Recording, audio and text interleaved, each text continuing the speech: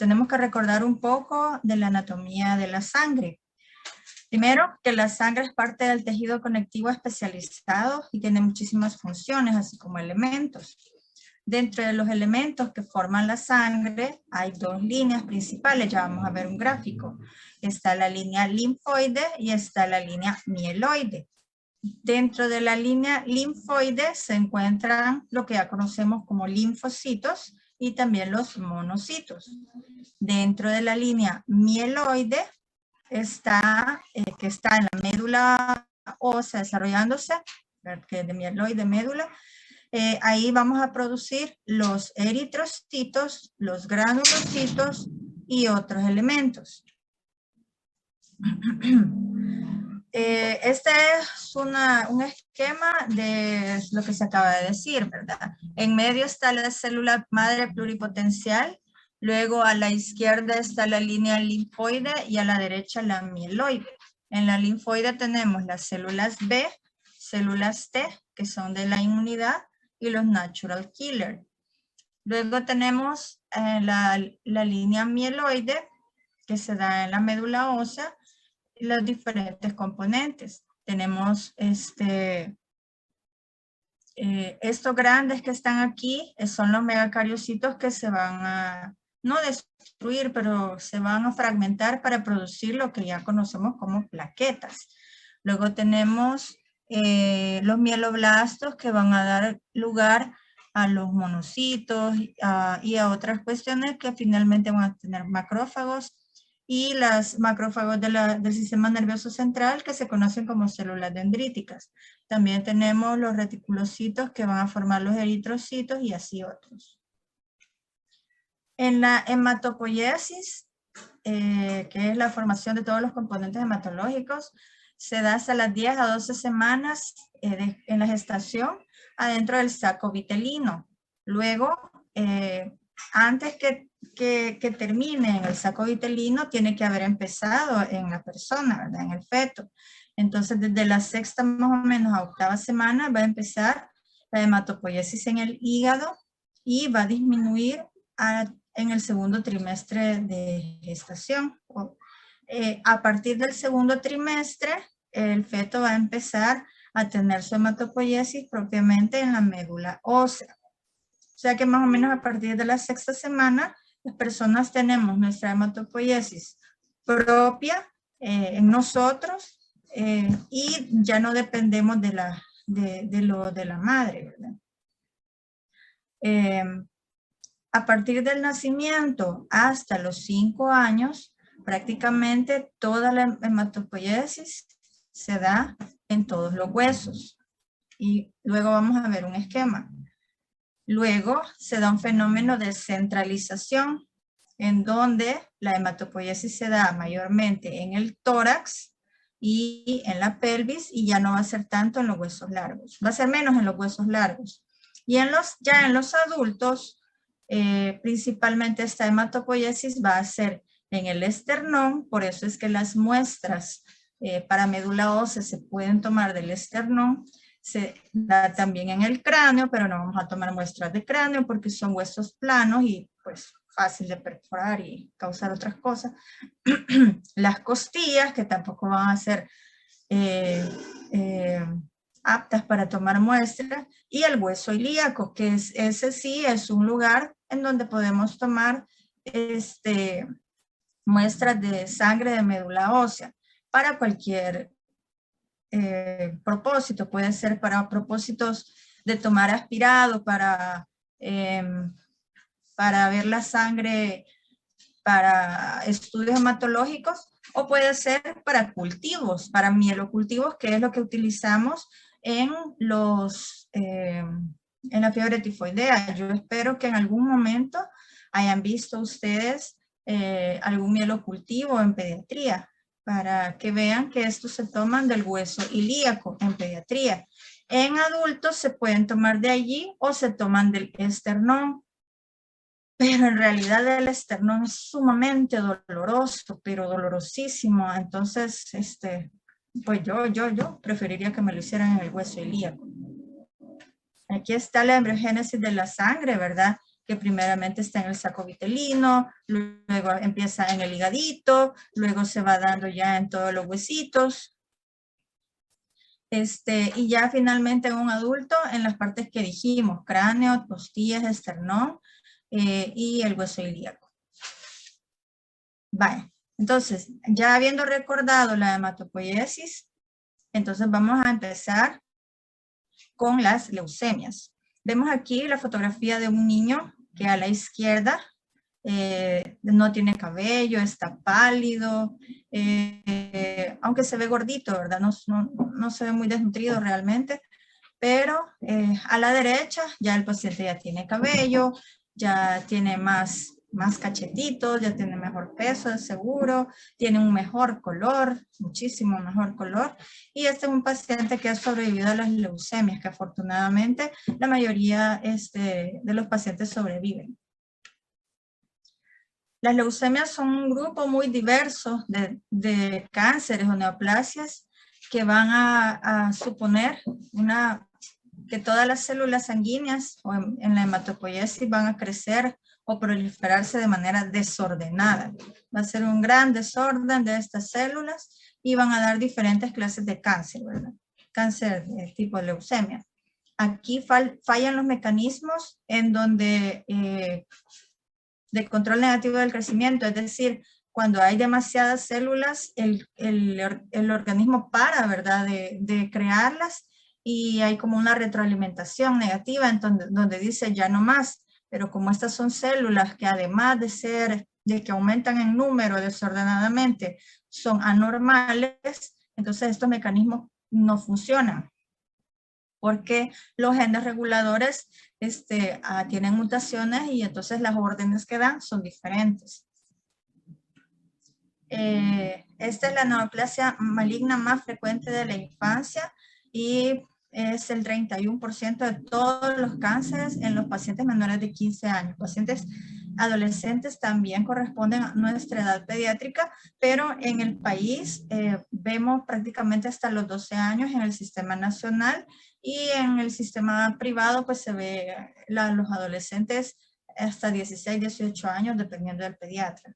En Estados Unidos se tiene una incidencia anual del 4.5 casos por cada 100,000 niños. Se oye poco en realidad, pero cuando ya vemos la cantidad de pacientes juntos, ya vemos que son bastantes. Aquí en el país ocurren más o menos 200 casos por cada millón, por cada año que se ven pacientes en menores de 15 años.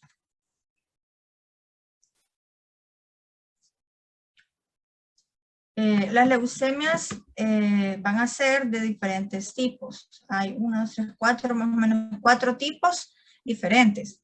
Hay leucemias linfoblásticas agudas, o sea, que vienen de la línea linfoide, y las otras vienen de la línea mieloide, por eso se llaman mieloides.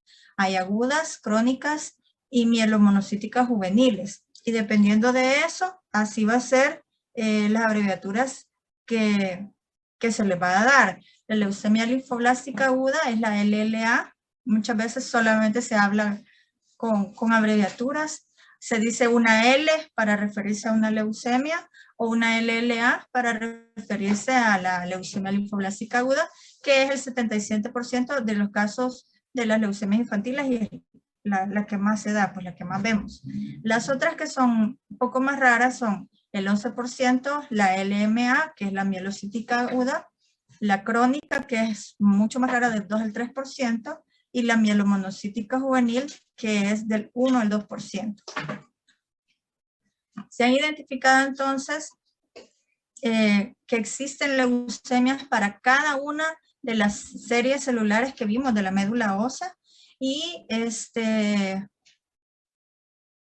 que son, como dijimos, linfoblastos, mieloblastos, monocitos, y etcétera, ¿verdad?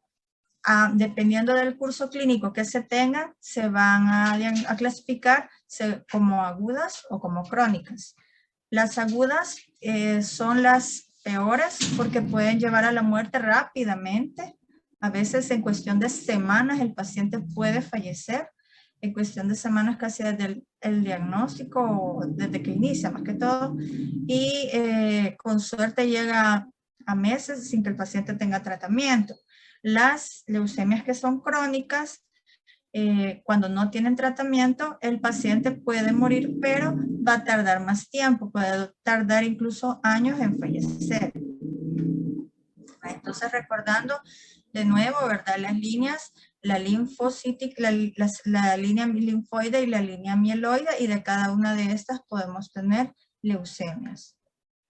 La LLA, que es la más común, el 77%, más o menos 75%, el cáncer más común de la infancia, va a ser el 25% de todos los cánceres en los niños. La LLA va a ser el 75% de todas las leucemias y aproximadamente se van a diagnosticar 2.500 a 3.000 nuevos casos solo en Estados Unidos.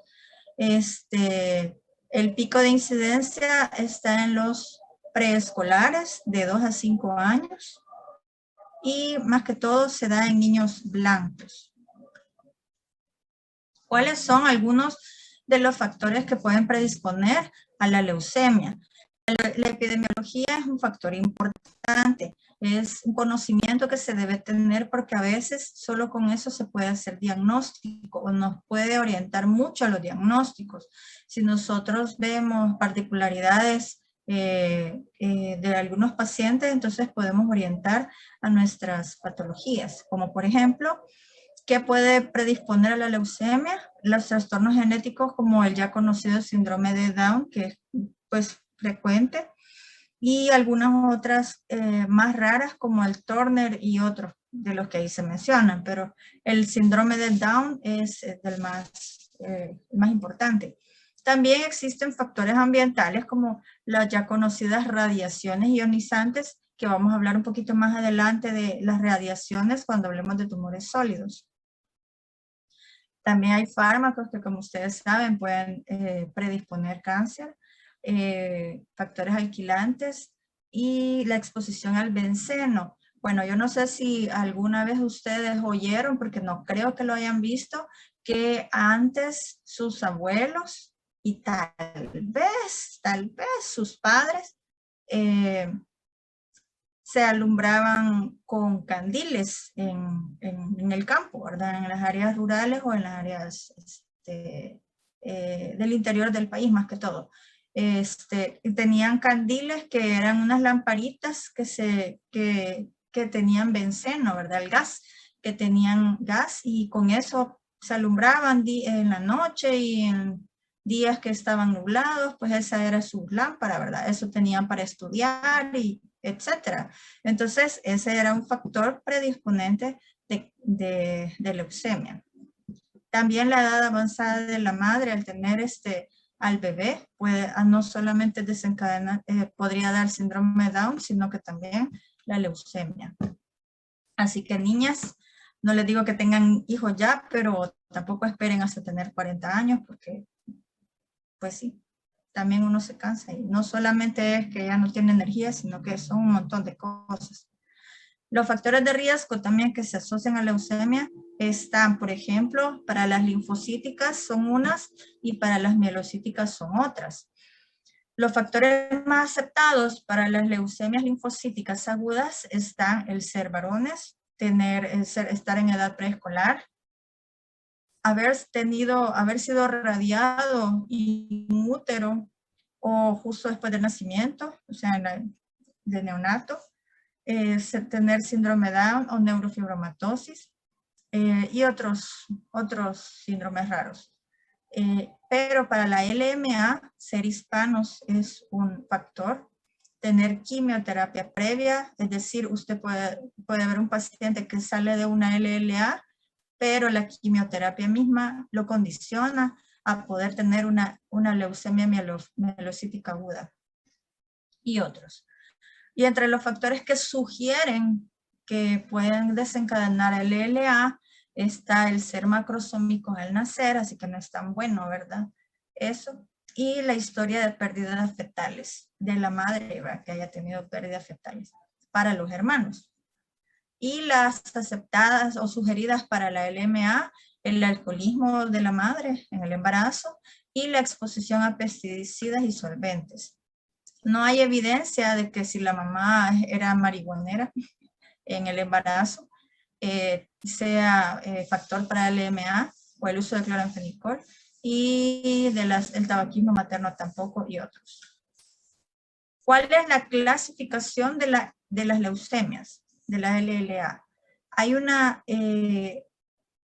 clasificación que es aceptada y que aparentemente es la más adecuada, y es la que se llama clasificación MIC, como micrófono, MIC, y tiene por sus abreviaturas MIC, M de morfológica, la clasificación morfológica, I de inmunológica y C de citogenética.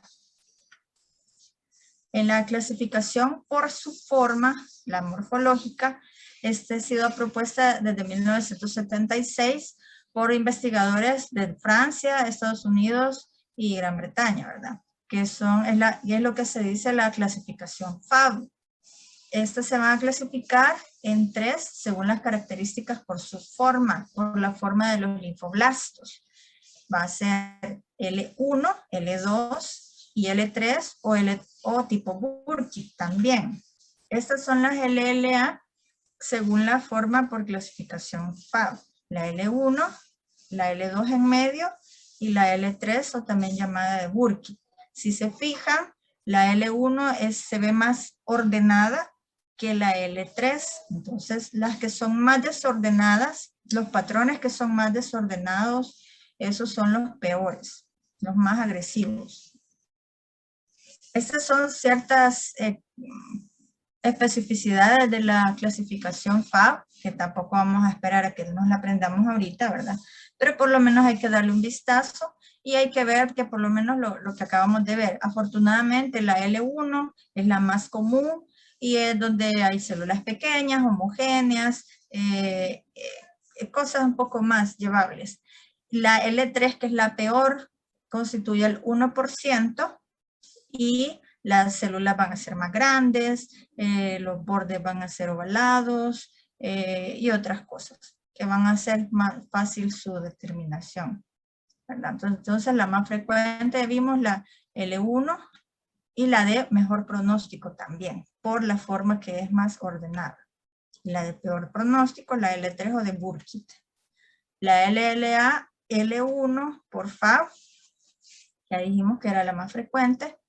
La L2 es del 15% y la L3 es, aquí es el 3, allá decía 1%, del 1 al 3%, da igual. Estos son blastos. ¿Cuáles son los blastos? Los blastos son aquellas células inmaduras, que es lo que vamos a ver en las leucemias. Acuérdense que cuando las células salen o se desarrollan, salen células maduras, salen células funcionales, pero como este es un crecimiento desordenado, entonces salen a lo loco, salen grandes, pequeñas, pero salen completamente inmaduras, por eso se llaman blastos. Entonces, vamos a tener que la peor entonces va a ser la L3. ¿Cuál es la otra? La C del MIC. La clasificación por las anomalías cromosómicas o citogenéticas. Esta va a clasificar por pronóstico. Y entonces los subtipos van a ser LLAB, quiero ver. Estas van a ser las anomalías más frecuentes en las leucemias, los tipos de alteraciones que no voy a pedir que se lo aprendan tampoco, ¿verdad? Esto no, cuando sean oncólogos se lo aprenden. Y aquí están, dependiendo de los tipos de anomalías cromosómicas, las incidencias y los pronósticos, ¿verdad? Los pronósticos son favorables con estas y desfavorables con estas. Bueno, solo para que sepan eso. El análisis fenotípico de la OMS, el 1% son B maduros, el 15% son leucemias tipo de células T y el 85% son de células B. Esta clasificación inmunofenotípica, que es la I del MIC, vamos a tener que lo va a clasificar según el inmunofenotipo. Pre-B, temprana, pre-B transicional, B y T. Estos son los marcadores y la frecuencia. Si vemos que un paciente se clasifica como una leucemia, una LLA pre-B temprana, si vemos a la derecha, vemos que tiene un buen pronóstico, un mejor pronóstico, ¿verdad? Pero mientras vamos avanzando en la clasificación inmunofenotípica, vamos a tener que los T tienen un pronóstico malo y los B también tienen un pronóstico malo. Ya hablando de las de las manifestaciones clínicas y dejando de lado las clasificaciones, vamos a ver qué son signos y síntomas inespecíficos como muchas otras cosas. O sea, pensar en un cáncer desde el principio es bien difícil, ¿verdad? No va a ser algo que lo podamos pensar de una vez. La fiebre, palidez, la fatiga, la palidez porque produce anemia. El paciente va a estar cansado por su misma anemia, fatigado, asténico, va a estar irritable, no te va a tener hambre, va a empezar a tener varias infecciones, su sistema inmunológico está deprimido, cefalea, vómitos, dolores abdominales, óseos, dependiendo de dónde sean las heles, de cuál sea. Va a empezar a tener problemas de coagulación y lo va a demostrar con sangramientos, epistaxis, equimosis fáciles en cualquier lugar, petequias, y va a empezar a presentar poco a poco las adenomegalias, ¿verdad? Va a empezar a tener las chibolitas por todos lados, masa en el mediastino, la cual solo la vamos a ver con radiografía o tal, ¿verdad? Pero con un estudio de gabinete. La hepatomegalia, que es algo que tenemos que aprender a palpar bien para saber cuándo vamos a tener hepatomegalia en los pacientes, y no solo el hígado, sino que también el vaso. En los exámenes de laboratorio vamos a encontrar anemia, los leucocitos van a estar altos, tanto que podemos llegar a lo que se llama reacción leucemoide, que ya lo vamos a ver. Las plaquetas, como ya dijimos, ¿verdad? Las plaquetas van a estar bajas, plaquetopenias, y los cansados, ¿verdad? Por la anemia. Este es un dibujo, un esquema en donde vamos a tener los diferentes signos y síntomas de leucemia en los pacientes. Y vamos a ver, dependiendo del lugar, ¿verdad? Podemos tener estrabismo, como en el caso de la izquierda del niño, el paciente que se siente mareado, paciente con fiebre, pero no 1 o 2 días de fiebre, sino que ya pueden tener semanas con fiebres,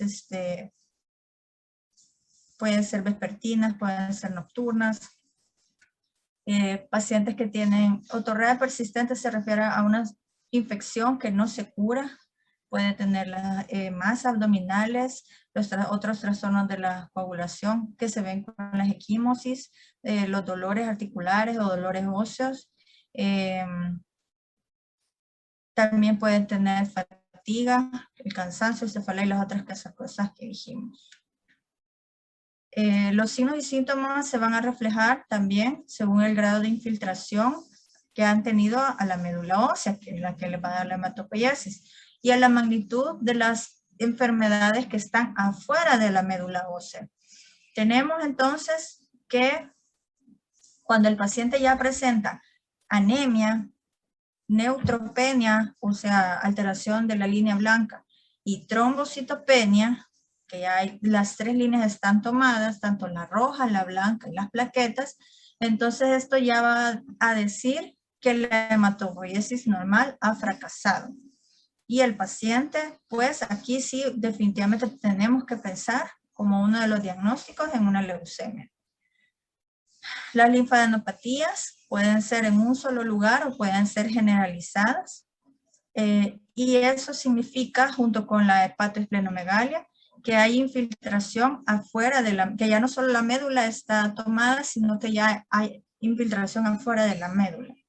Y esto va a pasar en el 2/3 de los pacientes, y probablemente el paciente aún esté asintomático cuando tenga estas manifestaciones extramedulares.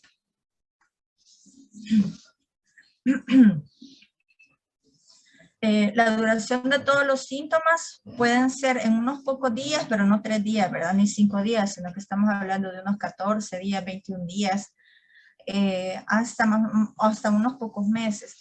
La anorexia, es decir, el no querer comer, es bastante común, pero a pesar de ello, el paciente casi no pierde peso por alguna razón. También es muy común el dolor de los huesos. Eso es algo de preocupar, y más que todo en los huesos largos, y va a haber una infiltración. Puede ser por una infiltración en el periósteo y el hueso. Es interesante saber que este dolor de hueso no necesariamente es bilateral. Cuando tenemos dolores normales de crecimiento, estos van a ser simétricos. Y más que todo van a darse después de la actividad física intensa. Es cuando los niños más van a tener dolor, o cuando se tiene alguna anomalía en la marcha, como decir genuvalgo, genuvaro, pies planos. Los pacientes van a tener dolores, no necesariamente de los huesos, pero lo van a asociar porque es de las rodillas o de los tobillos o de las caderas, pero son simétricos. En cambio, en estos pacientes con leucemias, estos dolores van a ser asimétricos, y eso les tiene que despertar a ustedes la alarma o la alerta de que algo sucede. Cuando tenemos infiltraciones a articulaciones, tenemos que también pensar en otras cosas como las artritis reumatoideas juveniles y las osteomielitis, ¿verdad? Pero cada una de estas tienen otros distintos signos y síntomas que pues van a descartar los cuadros. El dolor a veces es tan intenso que el paciente se puede despertar. Habiendo estado dormidito, se puede despertar del dolor que le causa, y como ya les dije, se debe diferenciar de otros dolores que son normales. Tenemos aquí un cuadrito donde dice los porcentajes de las presentaciones de algunos de los signos y síntomas. Tenemos que la fiebre es el mayor signo que puede presentar el paciente en el 61% de los casos. Los sangrados debido a la plaquetopenia, ¿verdad? Puede ser la mitad de los casos. El dolor óseo, un cuarto de los casos. Las adenopatías, el 50%, y así todo lo demás, ¿verdad?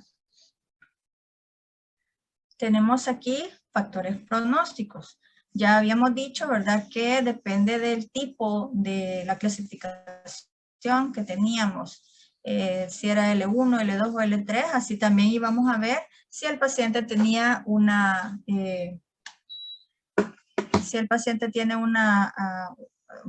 un factor favorable o no, ¿verdad? Si era más maligno, como pueden decir, o no, si era peor.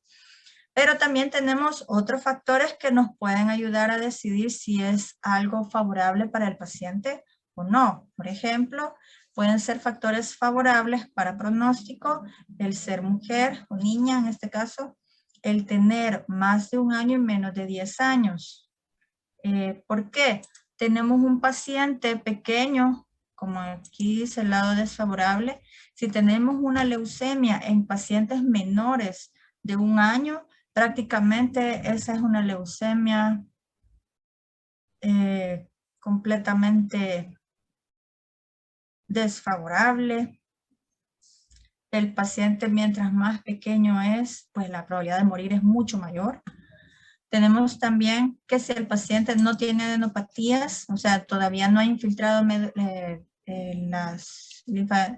los ganglios linfáticos, entonces el paciente va a tener un mejor pronóstico que cuando ya tenemos ganglios linfáticos afectados, al igual que el sistema nervioso central es mejor pronóstico. Pues sí, cuanto menos infiltración, mejor es el pronóstico.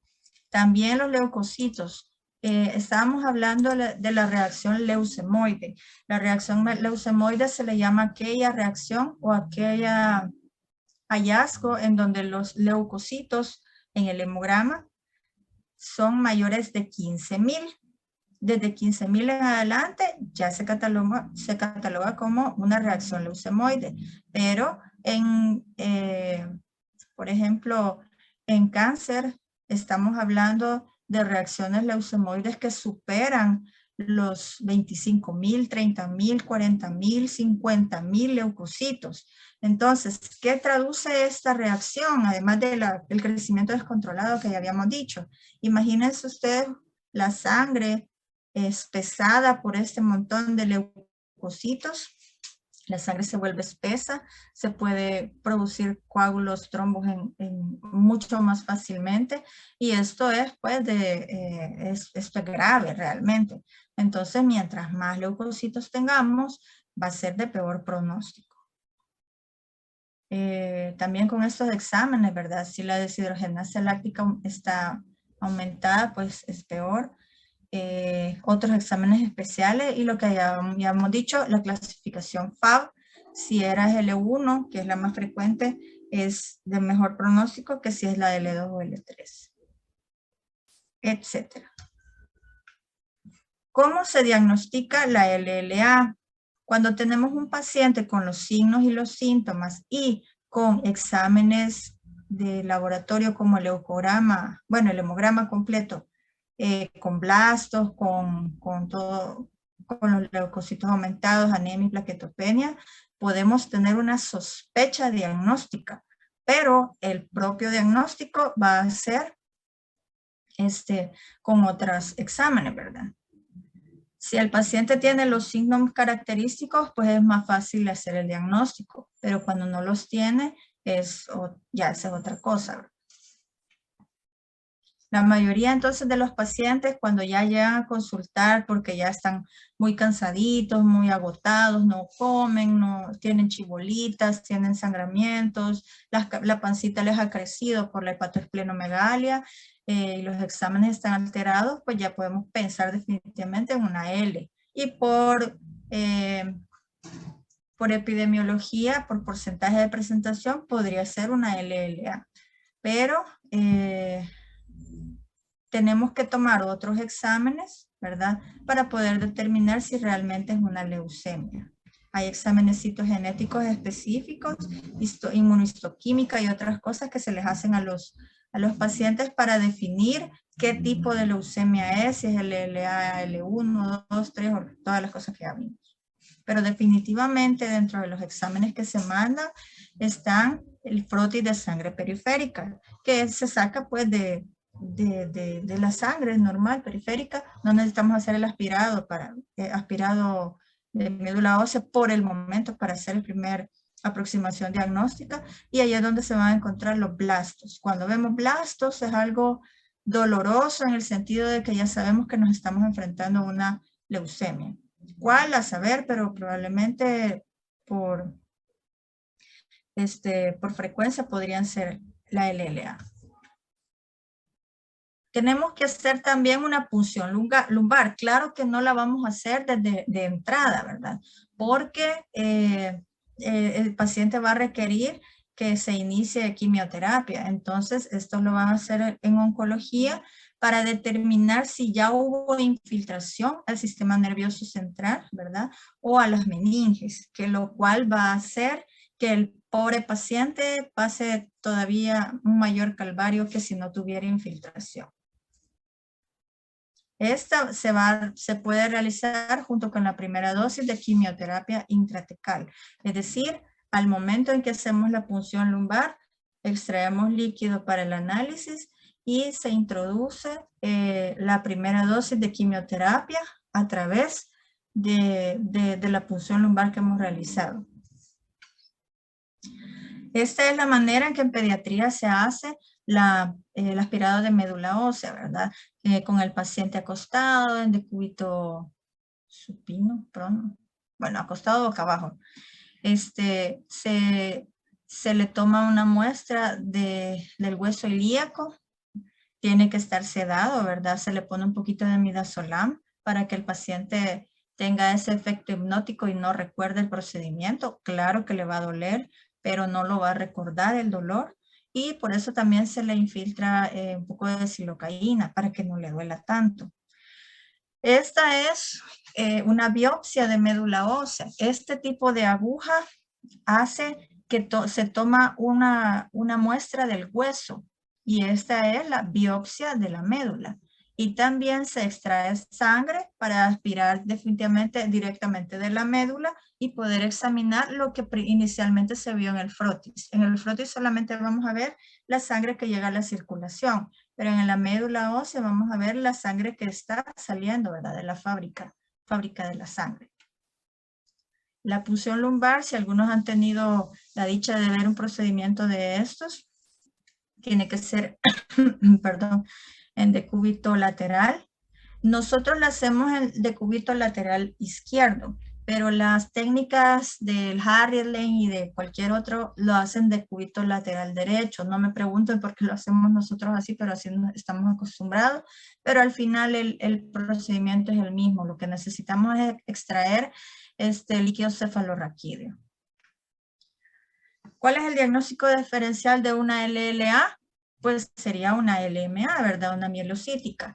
Puede ser también enfermedades reumatológicas, una mononucleosis infecciosa, pero la mononucleosis es algo infeccioso, autolimitado, que se quita, el paciente no se va a morir de eso, ¿verdad? Pero lo importante es que el diagnóstico es diferencial debido a que la mononucleosis presenta varias adenopatías, más que todo cervicales.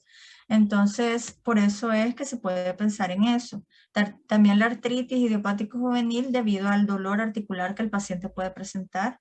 Eritroblastopenia transitoria de la infancia debido a la anemia con blastos que hay. La trombocitopenia autoinmune, la mielofibrosis y la misma anemia aplásica. ¿Cuál es el tratamiento? No es para que ustedes lo aprendan, pero por lo menos deben tener la noción de cuál es el tratamiento que se le da a los pacientes con leucemia. Hay 3 etapas para el tratamiento. La etapa de inducción a la remisión, es decir, se induce al paciente que la enfermedad retroceda, ¿verdad? Remita. Puede durar de 3 a 5 semanas, pero aquí hay consideraciones específicas que ya la voy a decir. La segunda etapa es el tratamiento después de la remisión o consolidación, ¿verdad? En donde el paciente puede tardarse 4 a 12 semanas. Y la tercera es la terapia de mantenimiento, cuando ya hemos terminado las 2 primeras, o la continuación del tratamiento que puede durar 2 años, más o menos, 2 años y medio. Si lo ven así, pues el paciente, según estas cuentas, de 3 a 5 semanas, casi un mes, de 4 a 12 semanas son como 3 meses, en 4 meses ya ha terminado el tratamiento, pero no. Lo que pasa es que como el paciente se inmunodeprime tanto, tiene muchas veces enfermedades infecciosas asociadas o algunas otras cosas, ¿verdad? Que hace que se retrasen la dosis de los medicamentos. Un paciente que no tiene muchas defensas no se le puede poner a veces el tratamiento. Si tiene una neumonía no se le puede tratar. Si tiene una sepsis no se le puede dar la quimio. Entonces esto hace que 4 semanas se conviertan en 3 meses más o menos. Entonces puede durar un año o más el tratamiento de la quimio, las dosis que se necesitan para estar esperando que el paciente esté listo, ¿verdad? Así que no es tan fácil. Hay que darles también tratamientos para evitar que llegue la metástasis al sistema nervioso central o las infiltraciones con las intratecales, que son las que se le ponen a través de la punción lumbar, la quimio ahí.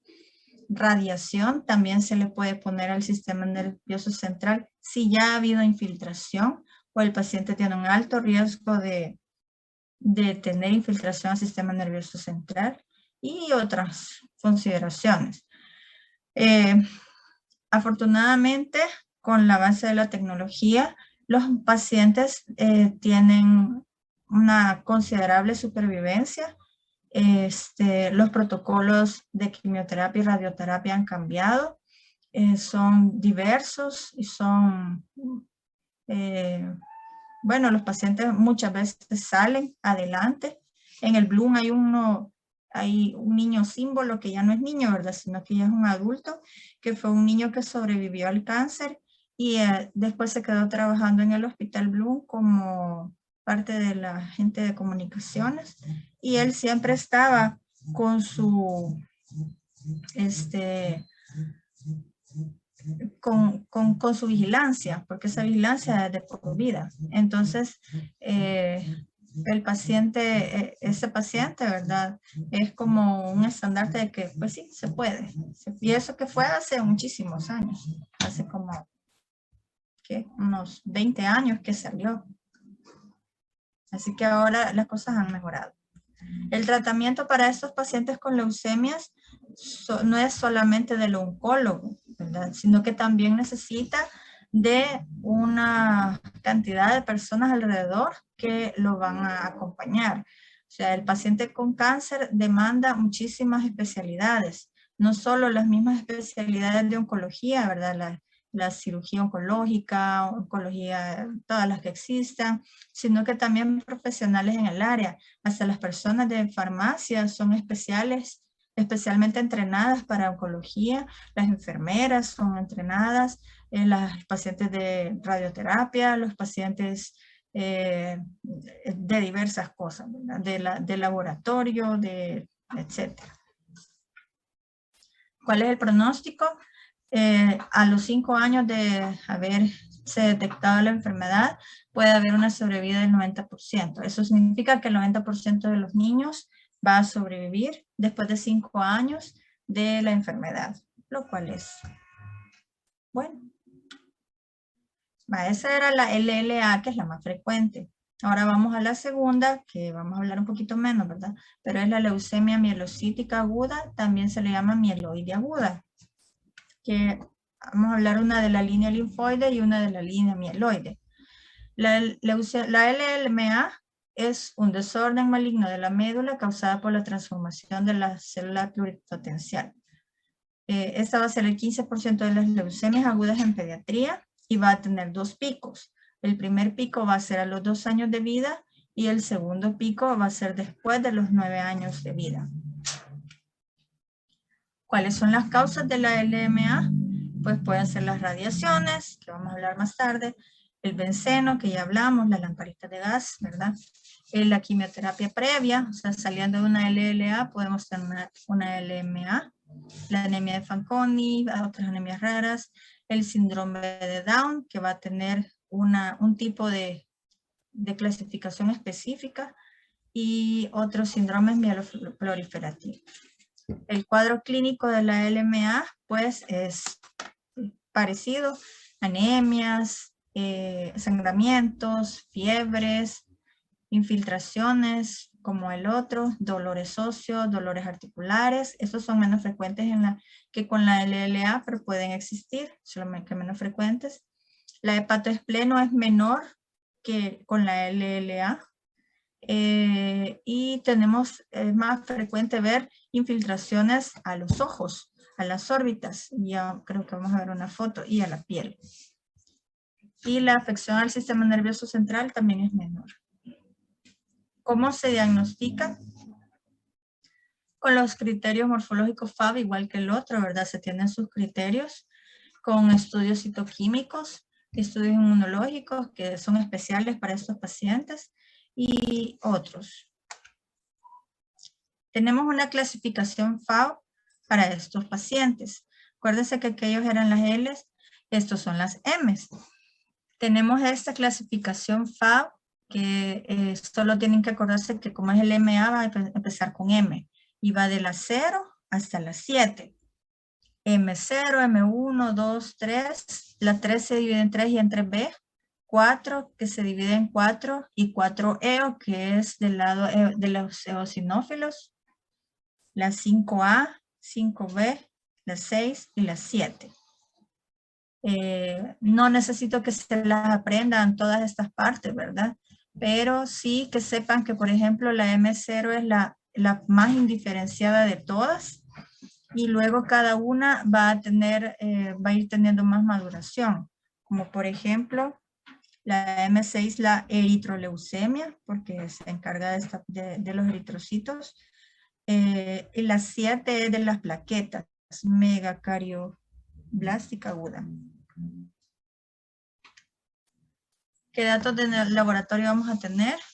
Una anemia normocítica normocrómica, plaquetas bajas, leucocitos altos, o también podemos tener leucocitos bajos, no solo hay reacción leucemoide. Vamos a tener una CID, una coagulación vascular diseminada más frecuente que en el M3. Vamos a tener un síndrome de lisis tumoral raro, que vamos a ver qué es eso. Y la leucostasis es más frecuente. El subgrupo con buena respuesta al tratamiento lo vamos a ver en la M3, en el M7 y en el M5 o M7. Eso era con respecto a las leucemias, la más común de las linfocíticas y la más común de las mielocíticas. La que tenemos que aprender más que todo es la más común, ¿verdad? La linfocítica o linfoblástica. Ahora vamos con los linfomas. Los linfomas son otro tipo de cáncer que no tienen las mismas características de las leucemias. Acordémonos allá que tenía la palidez, las hemorragias, la anorexia, mareos por infiltraciones del sistema nervioso central, hepatoespleno. Aquí estamos hablando de otras cosas, de cosas un poco más diferentes. Y las características son estas chibolas, los ganglios, ¿verdad? Las adenopatías. Por eso es una fotocaracterística.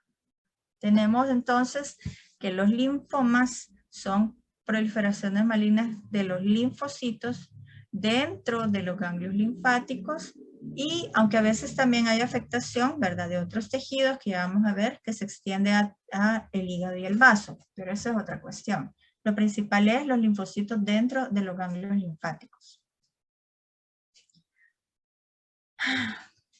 Este es el tercer cáncer más frecuente en la población infantil y en Estados Unidos. Es la segunda causa más frecuente de cáncer infantil en Latinoamérica. Es también el cáncer más frecuente en los adolescentes y se da más que todo en los países asiáticos, no tanto como en los occidentales.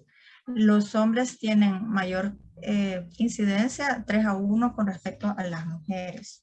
¿Cuáles son los factores predisponentes para gozar de un linfoma? Hay virus que están asociados como el del VIH, ¿verdad? Que eso se vio desde los años 80 que se descubrió el virus. El virus de Epstein-Barr también. Un sistema inmunológico débil por uso de fármacos inmunosupresores, como en aquellos pacientes trasplantados que deben tomar inmunosupresores de por vida, ¿verdad? Permanentes. Otras afecciones heredadas que causan un sistema inmunológico débil. Y antecedentes familiares de familia cercana de primera línea, hermanos y hermanas con linfomas. Nosotros tenemos que conocer cómo se sienten las adenopatías en los pacientes sanos. A veces se sienten en ciertas edades adenopatías más frecuentemente que en otras, pero también vamos con las características de los ganglios, ¿verdad? Que son pequeños, que son regulares, que no duelen, que son móviles, como que son no pétreos, pero sí son firmes. Tenemos que saber cuándo se presentan, ¿verdad? Cuándo los vamos a palpar y cuál es el tamaño normal, que deben ser de menos de medio centímetro, son pequeñitos. Pero cuando nosotros tocamos ganglios a cualquier edad en ciertos lugares, como por ejemplo ganglios supraclaviculares, ganglios en las fosas poplíteas, atrás de las rodillas, o ganglios epitrocleares, aquí en el codo, y a veces ganglios occipitales, siempre vamos a conocer que es patológico, excepto diría yo en los occipitales, porque más o menos hay una edad como los preescolares en donde se palpan más frecuentemente que en otros niños, pero siempre son como transitorios, no hay otra cuestión. ¿Qué causan adenopatías? ¿Cuáles son las causas de adenopatías? Aquí hay un listado de todas las causas de adenopatías probables, ¿verdad? No, más que todo frecuentes, antes de pensar en un linfoma. Claro, siempre y cuando no sean las rodillas, ¿verdad?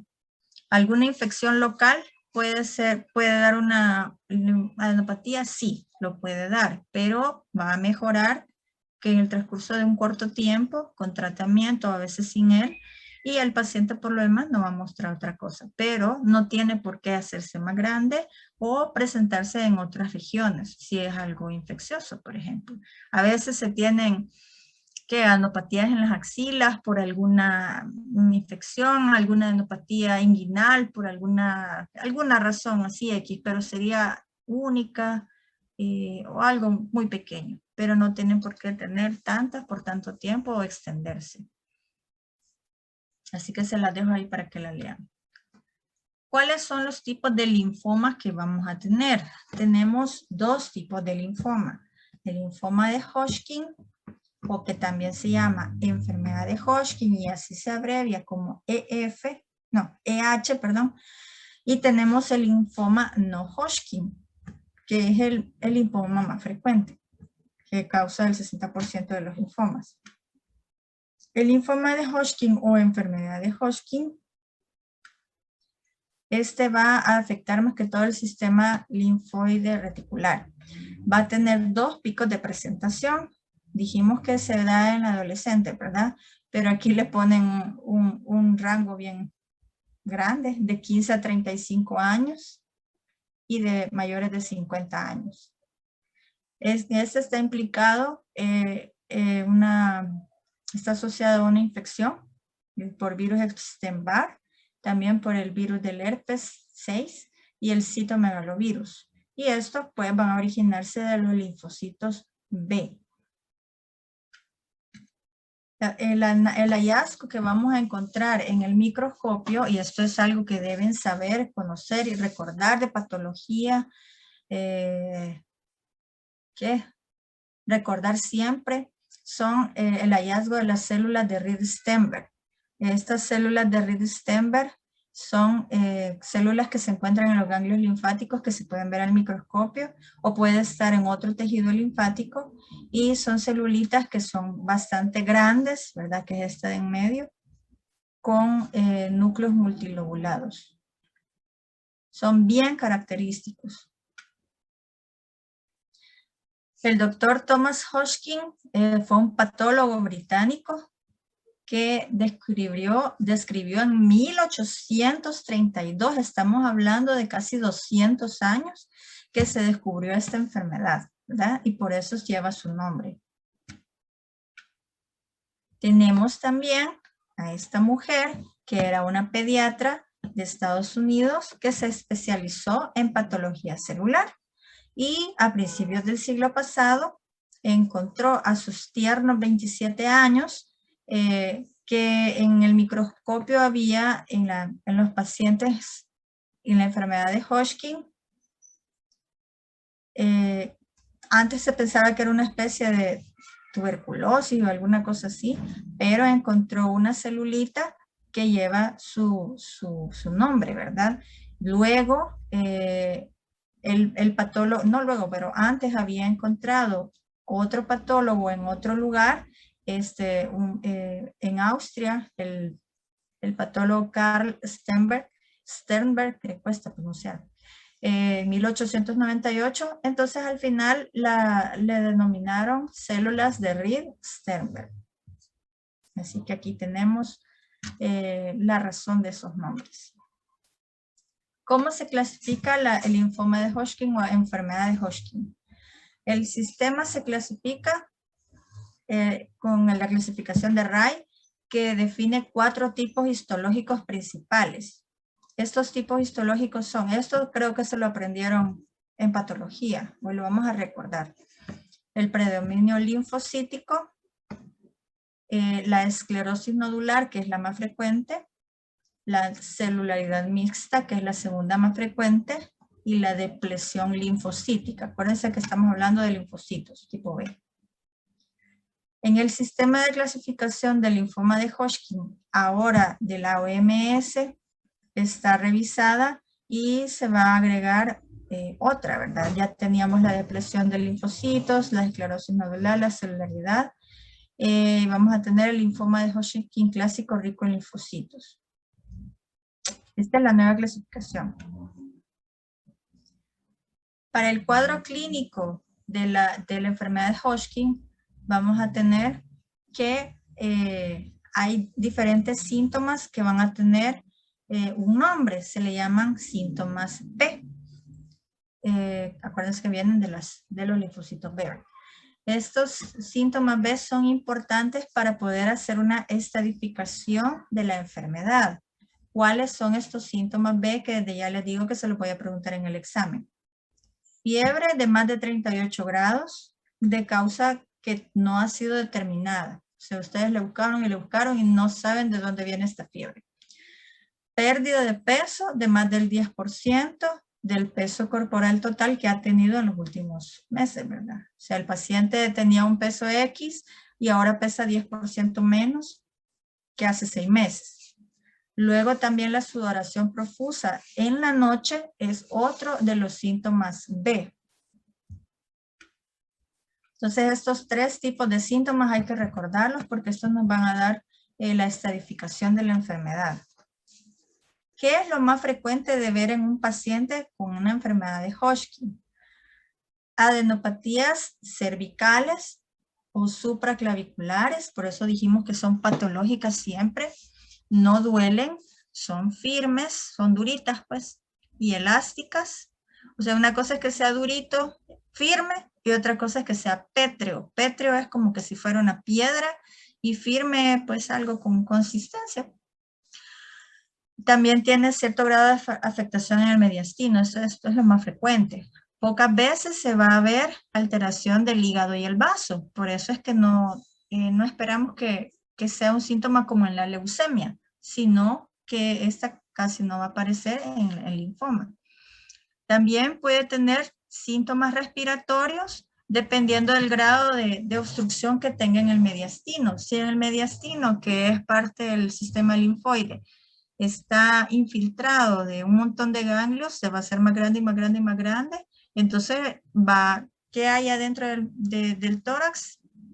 Está el corazón y los pulmones. Entonces, los pulmones se van a ver afectados y el paciente se va a empezar a cansar, ¿verdad? Va a tener cierta obstrucción y va a estar un poco cansado y hasta quizás desaturado. También va a tener manifestaciones abajo de las estructuras del diafragma que van a ser menos frecuentes, pero esto nos da un peor pronóstico.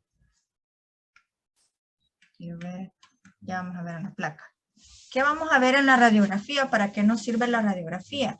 Nos va a servir para ver el mediastino, para poder ver qué tamaño tiene o si tiene algún tipo de infiltración. Cuando un paciente tiene ganglios, adenopatías que no mejoran, que no se le quitan y que no están relacionadas con alguna infección, entonces tenemos que buscarle una masa mediastinal. Tenemos que biopsiar también las adenopatías para buscar las células de Reed-Steinberg.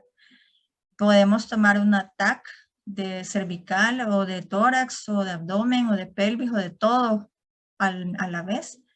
Y otros exámenes. Podemos tomar el hemograma, la eritro, la ferritina sérica es un examen importante porque nos va a dar cuando está alterado, va a evaluar los efectos para tratamiento. Entonces podríamos tomar una ferritina para valor pronóstico. Un aspirado de médula ósea puede ayudarnos para ver si hay alguna afectación de la médula, ¿verdad? Entonces significaría que ya tenemos una enfermedad avanzada. La fosfatasa alcalina también, cuando el paciente tiene dolor óseo, pues vamos a tener alteraciones de la fosfatasa. La gammagrafía ósea para ver los lugares donde podría tener infiltración.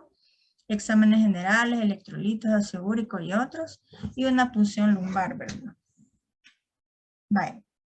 A su derecha tenemos una radiografía prácticamente normal. Creo que ya las han visto, ¿verdad? Donde tenemos el corazón dibujado, el mediastino está aquí en tamaño normal, ¿verdad? No se ve ninguna anormalidad, no se ve grande. En cambio, el paciente de la izquierda, el mediastino está ensanchado, se le llama, está grande, está ensanchado Y esta, que es la silueta cardíaca, ¿verdad? Está siendo un poco comprimida también seguramente por las estructuras que tenemos aquí. Por supuesto, esto va a necesitar espacio, entonces va a comprimir el pulmón. Entonces, si vemos, ¿verdad? Cuando vemos un paciente así, nos tenemos que asustar, ¿verdad? Y empezar a buscar linfoma. Ojo, los pacientes neonatos tienen un mediastino grande, pero no es debido a adenopatías como en el linfoma. Ellos prácticamente tienen el mediastino así, el pulmón se ve puro, toda la placa de tórax se ve puro mediastino. Conforme pasan los días o adquieren alguna infección, el mediastino se hace más pequeño y ya no se va a ver así, sino que se va a ver de esta manera. Este paciente es el mismo. Este paciente es 2 meses después de tratamiento de quimio, que ya el mediastino ha disminuido de tamaño, pero así se veía inicialmente. Si vemos un neonato con este mediastino, no nos vamos a asustar, ¿verdad? Ellos así son normalmente. Si vemos un neonato, por decirles, con esta placa, o sea, un niño que acabe de nacer 1 o 2 horas o 1 o 2 días con una placa sin mediastino, entonces vamos a pensar que ese niño tiene una sepsis, tiene una infección. Y para ellos es lo contrario. ¿Cómo se clasifica la enfermedad de Hodgkin? Por etapas o clasificación de Ann Arbor. La clasificación de Ann Arbor es famosa, ¿verdad? Desde que hubo esta conferencia en Ann Arbor en 1971, luego fue reevaluado en 1989. Una vez que vamos a hacer el diagnóstico de la enfermedad de Hodgkin, vamos a tener diferentes pruebas para ver el estadio que tiene y la propagación que tiene. Aquí es donde vamos a utilizar los síntomas B que tenían que aprender, los 3 anteriores. Si es paciente sin síntomas B, le vamos a poner una A, ya vamos a ver cómo. Esto va a dar tratamiento y pronóstico para un paciente y depende del tipo exacto de la clasificación. Entonces, esa es la clasificación de Ann Arbor para el linfoma de Hodgkin. Se divide en 4 estadios. Tenemos en el estadio 1, se afecta un solo ganglio linfático o un solo órgano o sitio extralinfático. En el estadio 2 van a haber 2 o más regiones de ganglios linfáticos al mismo lado del diafragma, o va a haber una afectación localizada de un órgano o sitio extralinfático de una o más regiones ganglionares linfáticas al mismo lado del diafragma. Yo sugeriría que lo leyeran tranquilamente y esto tiene un dibujito, por supuesto, ¿verdad? Para que lo podamos correlacionar. En el estadio 1 teníamos afectación de un solo ganglio o de un órgano o sitio extralinfático. Aquí tenemos el paciente en estadio 1, donde podemos tener una sola cadena ganglionar o un solo órgano afectado. Tiene mejor pronóstico. En el 2 tenemos 2 o más regiones ganglionares afectadas, pero al mismo lado del diafragma. Pueden ser las del cervicales y las axilares, que están del mismo lado del diafragma, están al lado derecho, o pueden ser las 2 del lado izquierdo, pero cuando ya se cruza, eso ya no es del estadio 2. O podemos tener afectación localizada de un órgano o sitio extralinfático y de una o más regiones ganglionares linfáticas al mismo lado del diafragma. Tenemos entonces un órgano y los ganglios afectando un solo lado, o podemos tener mediastino y un solo lado, un órgano y un solo lado.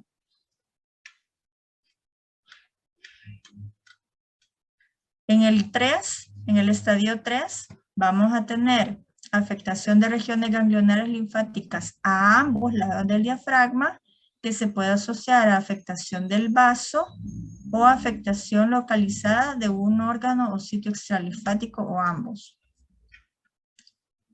Pueden estar cruzados, es decir, podemos tener cervicales derechos con inguinales izquierdos, podemos tener axilares derechos con mesentéricos, que aquí ya estaríamos hablando de algo que está abajo del diafragma. Y en el 4, afectación difusa o diseminada de uno o más órganos o tejido extralinfático, uno o más órganos asociada o no a la afectación ganglionar linfática. Uno o más órganos con o sin afectación linfática. Bueno, lo leen tranquilamente para que lo asocien. Pueden buscar otros dibujitos, pero yo creo que los dibujitos son bastante útiles. Pero mientras más afectación haya, o más afectación de los dos lados, o afectación arriba y abajo del diafragma, entonces el estadio aumenta y el pronóstico es peor. La quimioterapia y la radioterapia van a ser muy efectivas para estos pacientes con enfermedad de Hodgkin, pero todo va a depender del estadio que hayamos encontrado y si hay síntomas B o no hay síntomas B. Y si hay una enfermedad ganglionar voluminosa o no la hay. Si quieren saber más, pues ahí está el protocolo de la quimioterapia, pero yo creo que no lo van a ver. La recidiva, entonces, va a ocurrir en la mayoría de los pacientes 3 años después del diagnóstico. Y podemos tener recidivas hasta 10 años después del diagnóstico. Es por eso que es importante la vigilancia que se les hace a los pacientes y no se les puede dar el alta. Desgraciadamente esto es algo que los va a acompañar pues siempre la posibilidad de que tengan una recidiva, pero claro que mientras más tiempo pasa, el paciente puede estar un poco más tranquilo. Como ya vieron, aquí se da quimioterapia, lo cual también es un factor para la LMA. Entonces el paciente puede tener un Hodgkin y también desarrollar una LMA, lo cual sería una muy mala suerte. ¿Cuál es el pronóstico?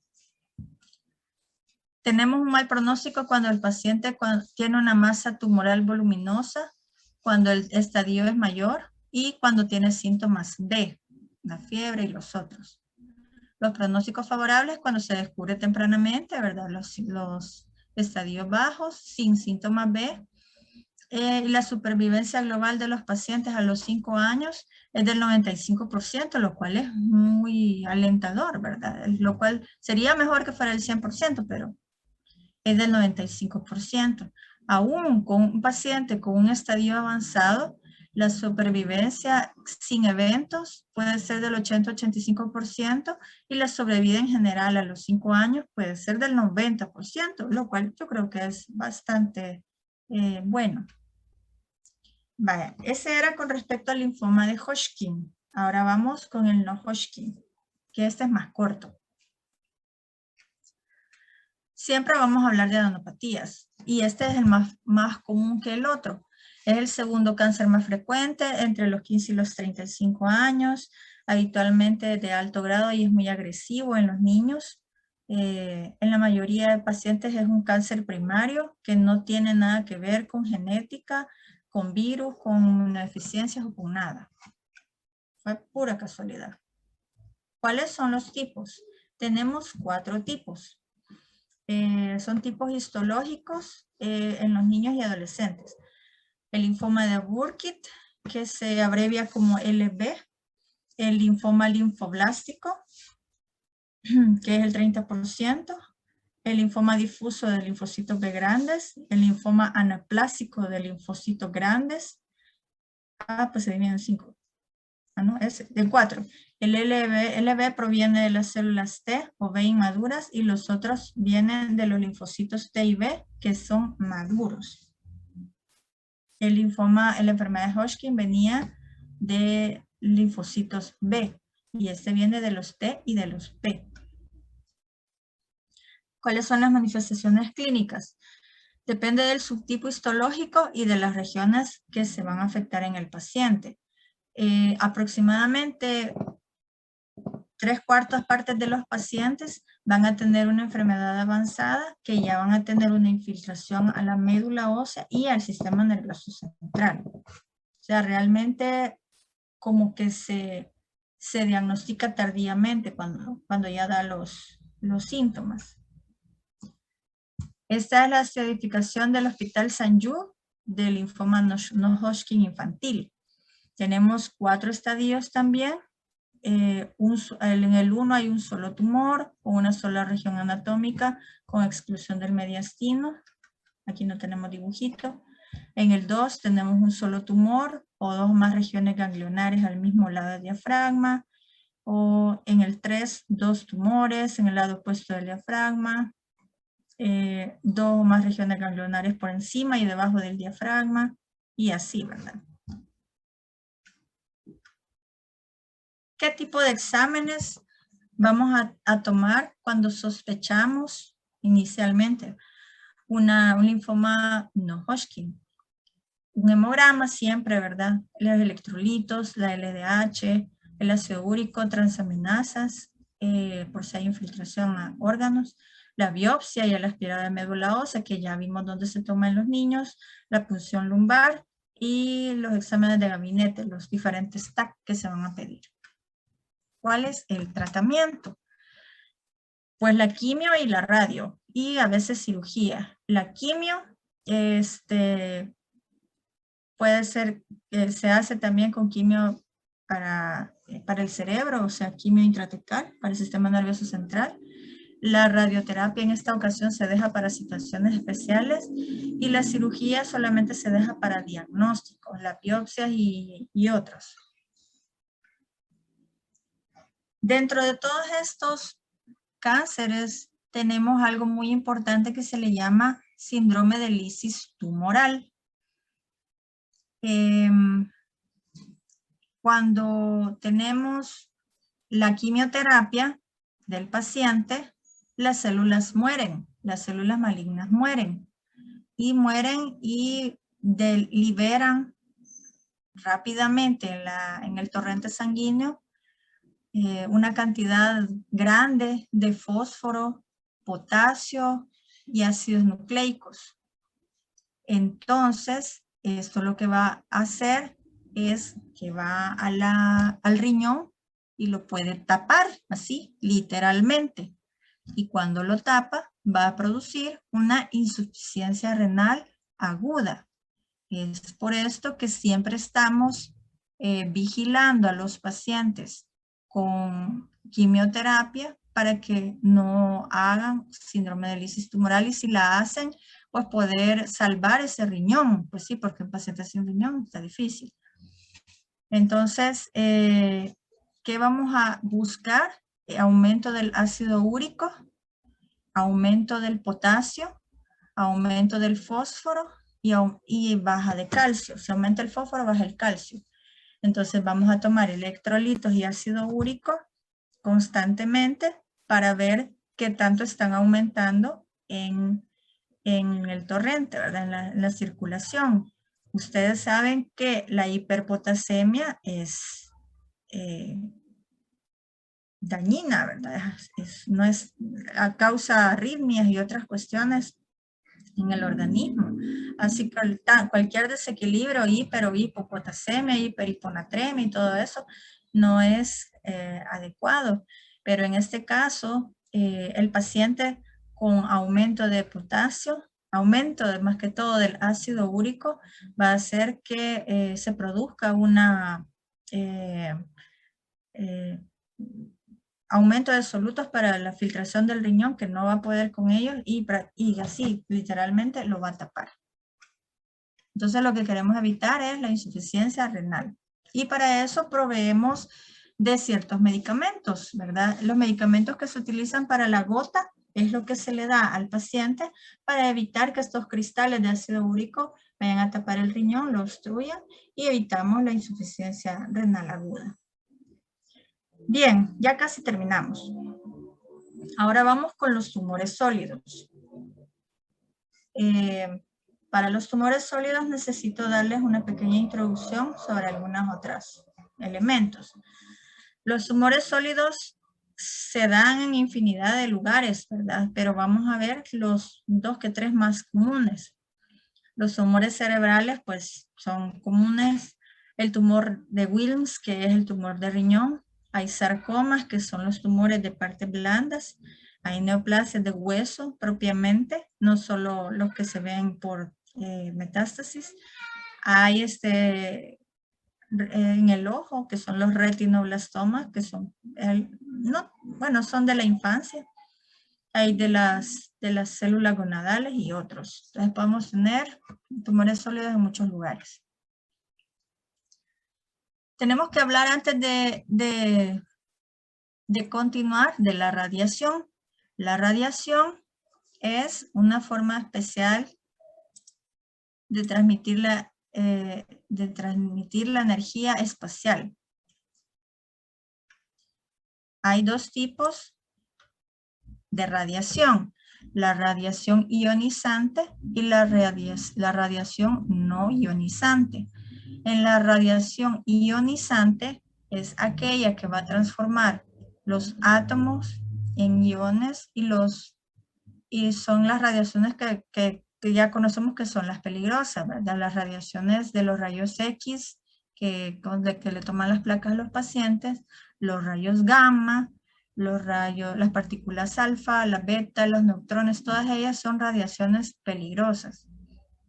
Luego tenemos la radiación que no es ionizante, y esta es la luz ultravioleta, la luz que vemos normal de los focos y de todas las candelas y lo que sea, la luz, la radiación de los microondas. O sea, es importante porque en teoría los microondas no nos van a producir cáncer como se pensó durante mucho tiempo, y creo que todavía se piensa. La luz infrarroja, que sería la de los termómetros que tenemos ahora, que para cualquier lugar donde vamos. Y las ondas de radio también son radiación no ionizante, no nos va a dar cáncer. La ionizante sí. Entonces tenemos aquí, ¿verdad? A la izquierda la ionizante, donde tenemos para fines médicos como los rayos X, los rayos gamma que se utilizan, son los de Holk, por cierto, los rayos cósmicos y la radiación no ionizante, que es la ultravioleta, la luz visible, la infrarroja, la de los microondas y la de los radios. En cuanto a los tipos de radiación, tenemos algunas que nos pueden sobrepasar el cuerpo humano, como los rayos X, los rayos gamma y los neutrones, pero hay otros que no nos sobrepasan. Ni siquiera los rayos alfa, ni siquiera pueden atravesar un papel, por ejemplo. Eso es debido se lo dije, debido a que muchas de las radiaciones ionizantes son causantes de tumores sólidos. Entonces, pues necesitamos conocer cuáles son a los que están expuestos para preguntar. Pues no van a preguntar si está expuesto a microondas, si está expuesto al radio, ¿verdad? Entonces, no, ¿verdad? No tiene ningún sentido. Los tumores cerebrales, entonces, como tumores sólidos, son el segundo tipo de cáncer en los niños y en los adolescentes. Tienen una mortalidad global del 30%, la cual es muy alta. Se dice que la causa de esto es una alta incidencia de la exposición en el cráneo, ¿verdad? En la cabeza, de radiación ionizante, podrían ser radiografías. Hay más de 100 tipos y subtipos de estos tumores, pero los más frecuentes se dan en la edad pediátrica hasta los 14 años, astrocitomas, pilocíticos y meduloblastomas, y de los 15 a los 19 años, tumores de la hipófisis y los astrocitomas pilocíticos. Clínicamente, todo va a depender de la edad del paciente y de la localización propiamente del tumor. En general, vamos a tener siempre una obstrucción del líquido cefalorraquídeo, o sea, no se va a poder drenar, y entonces cualquier aumento de la presión o de algo que ocupe espacio en el cráneo va a producir poco a poco un aumento de la presión que va a producir hipertensión intracraneana o disfunción cerebral focal, ¿verdad? Dependiendo del lugar en donde se da la obstrucción. Entonces, dentro de todos los síntomas y signos que podemos tener está la cefalea, ¿verdad? La cabeza, las náuseas, el vómito, la irritabilidad, el letargo y un signo que se puede ver con el examen físico, que es el edema de papila. El paciente, si tiene papiledema, vamos a tener que también tiene una visión borrosa, puede también desarrollar otros síntomas como la diplopía, ¿verdad? Que ve doble, el nistagmo y puede haber parálisis de pares craneanos. Aquí hay una ilustración en donde se van a dar los porcentajes de los diferentes o de diferentes tipos de tumores cerebrales, ¿verdad? Dentro del más común están los gliomas y que pueden ser desde arriba los astrocitomas o abajo en tronco encefálico. ¿Cuáles son las complicaciones? El 50% de los que sobreviven pueden tener, desgraciadamente, problemas por el mismo tratamiento o por el mismo tumor. Podrían tener déficit motores, déficit sensitivos, pueden quedar con convulsiones, pueden tener trastornos del aprendizaje, pueden tener, si es de la hipófisis el problema, pues tener trastornos hipofisiarios, fallos de crecimiento, o sea, no es ninguna ganga, pero bueno, es vida, pues al final. Y también hay riesgo de que desarrolle un segundo tumor cerebral. O sea, realmente yo creo que es de lo peor. Los tumores de Wilms, que son los mismos tumores renales, constituyen la gran mayoría de tumores renales de la infancia, casi que la totalidad. El 75% son en los pacientes pequeñitos, menores de 5 años, con una incidencia máxima en los pacientes que son lactantes mayores. No, sería preescolar, ¿verdad? Preescolar de 2 a 3 años, preescolar temprano. Afecta a un riñón o a ambos riñones. Lo más común es que solo sea un riñón, pero al 7% le puede afectar ambos. Y entonces un paciente sin riñones queda con diálisis o con necesidad de un trasplante. ¿Cuál es la etiología? Pueden ser mutaciones en el tercio de los casos. ¿Cómo se presenta un tumor de riñón? Y esto sí es una pura casualidad. El paciente, como no va a tener mayor sintomatología, en el examen físico podemos encontrar una masita en el abdomen y a veces las madres al bañar a los niños son las que palpan una chibolota, una masa en el abdomen y ellas son las que, padres, madres, abuelos, quien sea, son los que consultan por esta razón. Hay hipertensión arterial en el 25% de los casos, entonces los signos vitales son importantes para todos los pacientes, incluida la presión arterial. El dolor abdominal, ¿verdad? Podría ser un síntoma para estos pacientes. El hallazgo de hematuria macroscópica que no causa ninguna otra cosa, dolor ni nada, y a veces fiebre. También a veces podemos tener anemia microcítica por deficiencia de hierro y alguna otra cosa, pero no es mayor cosa. ¿Cuál es el pronóstico de un tumor adentro del riñón? Bueno, la mayoría tiene un pronóstico favorable. Está de más decir que hay que quitar este riñón, ¿verdad? Y nos pasamos ahora al retinoblastoma. El retinoblastoma es un cáncer embrionario de la retina. Es el tumor dentro del ojo más frecuente de los niños. Esto desgraciadamente puede producir metástasis y puede producir la muerte en la mitad de los pacientes cuando se descubre tardíamente. La edad mediana de estos pacientes también es 2 años, saliendo de lactantes mayores. Y el 90% de los casos es en pacientes menores de 5 años, o sea, prácticamente preescolares. La gran mayoría son en un solo ojo y el 25% más o menos o más es bilateral. También está de más decir que parte del tratamiento es la enucleación. quitarle el ojo. Y si es de los dos que tiene el retinoblastoma, pues va a ser un paciente ciego. ¿Qué es la leucocoria? Como parte de los signos y síntomas. Es un reflejo pupilar blanco, ya vamos a ver una foto. Acuérdense que cuando uno se alumbra el ojo con la lámpara, no necesariamente para hacer fondo de ojo, sino que cualquier lamparita que usted se alumbre la pupila, vamos a ver una coloración rojiza en la pupila, ¿verdad? Ese es el reflejo rojo que se está presente, ustedes lo tienen que describir en el examen físico. Cuando se toma una fotografía, muchos salen con los ojos rojos. Entonces, aunque se vea feo, pero es un buen signo, pues, que no tiene leucocoria. Pero si hay algún paciente con un reflejo blanquecino, entonces tenemos que poner atención a este paciente, ¿verdad? Sobre todo si vemos la gran diferencia de una leucocoria unilateral y es un niño, y sobre todo si es de estas edades que ya dijimos, tenemos que hacer todas las investigaciones posibles. Puede causar estrabismo también, desviación de un ojo hacia cualquier lado.